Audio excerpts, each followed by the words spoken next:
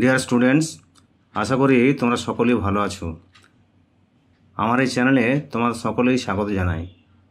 যারা 2026-এ এবছর মাধ্যমিক পরীক্ষা দিতে চলেছ, তাদের টেস্ট পরীক্ষা কালী পুজোর পরেই শুরু হবে।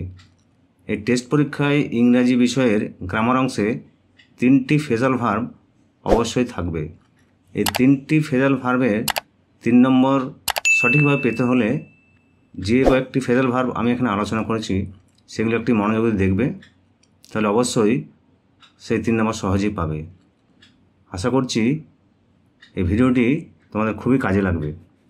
Text after, come round, make out, turn down, go through, give away, passed away, cut down, call off, fall in, give up এবং গো আউট।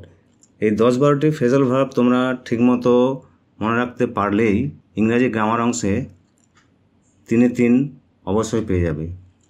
ভিডিওটি ভালো লাগলে সাবস্ক্রাইব করবে এবং বন্ধুদের শেয়ার করবে।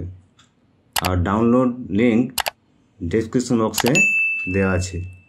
ধন্যবাদ।